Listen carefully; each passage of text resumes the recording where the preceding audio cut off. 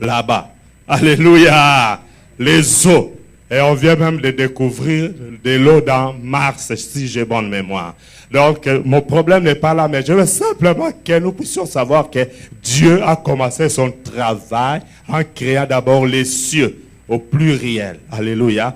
Et après, il a fait la terre au singulier. Pourquoi les cieux au pluriel et la terre au singulier?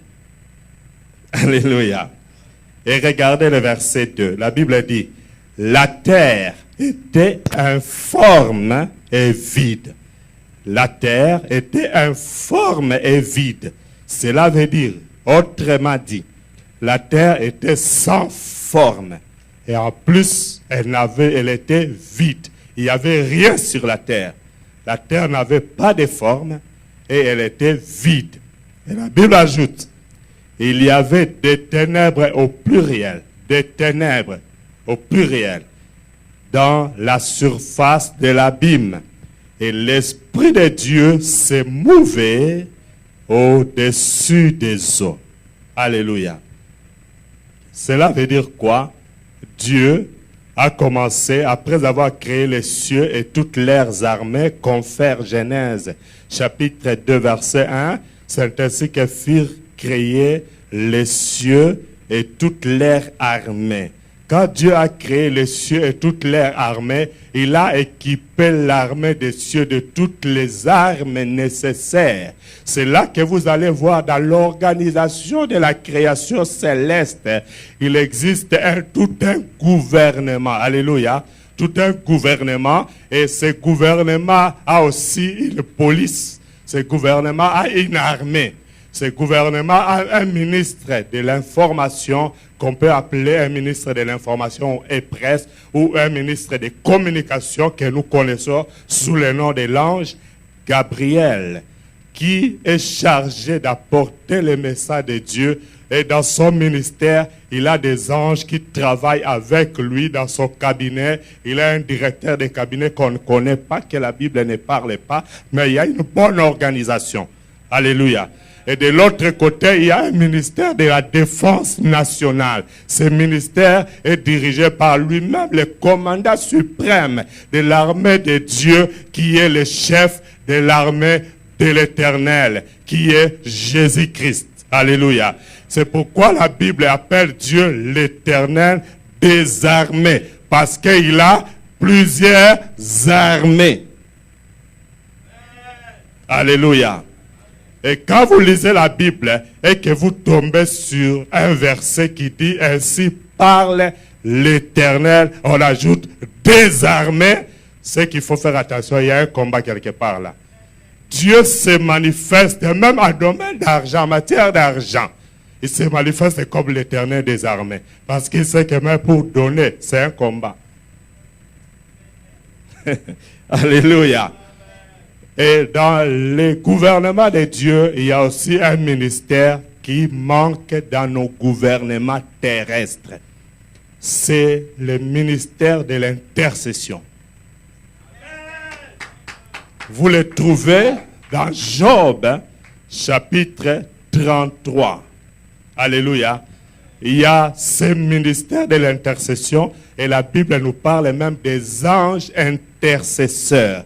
C'est-à-dire Dieu, pour bien faire fonctionner son gouvernement, il a établi des anges qui sont là, fléchissant les genoux, ils intercèdent. Ils intercèdent pour que les choses aillent bien.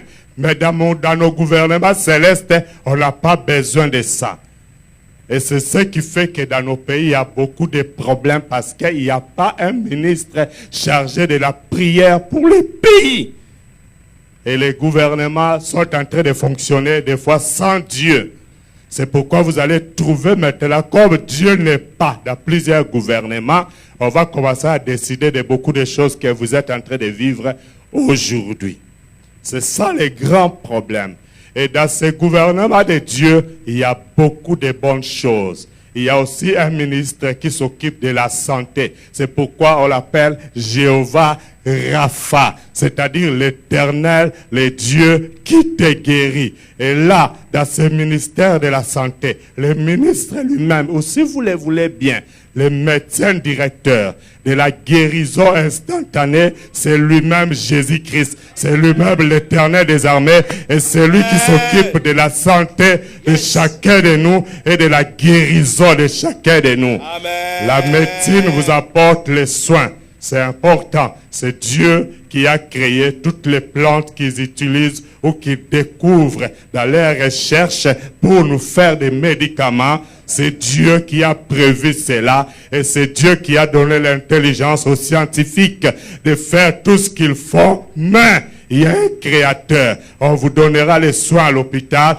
mais l'hôpital ne te guérira pas. C'est Dieu qui a les derniers mots pour ta guérison. C'est lui qui décide si tu dois vivre ou mourir.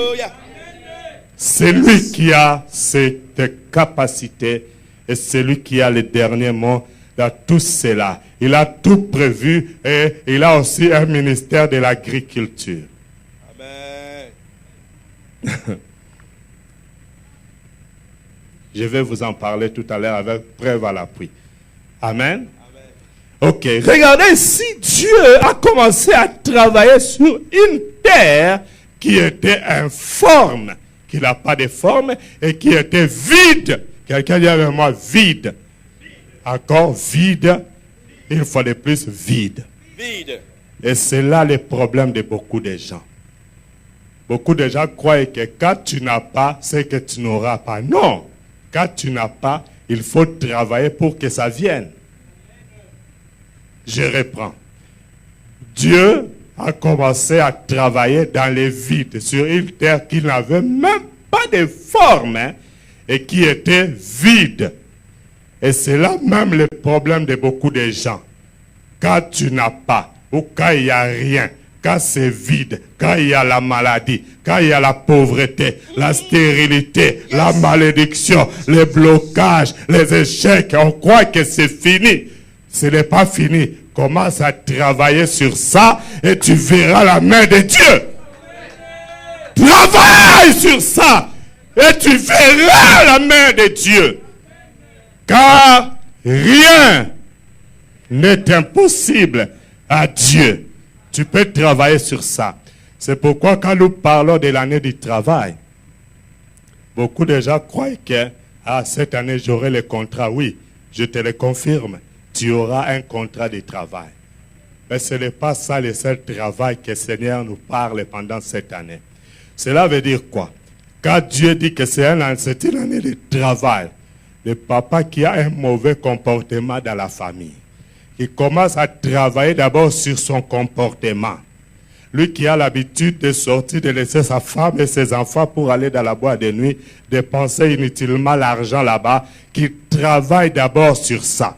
Qu'il arrive d'abord à travailler sur lui-même. Qu'il abandonne ces mauvaises choses qu'il a l'habitude de faire et qu'il puisse retrouver le bon sens.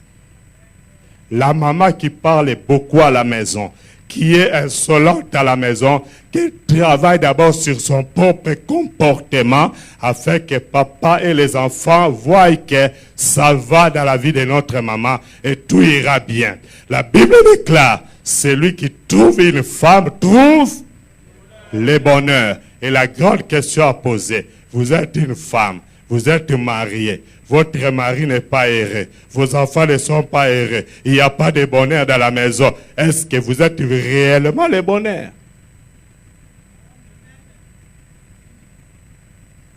Maman Jacques a fait... Alléluia. Acclame Jésus.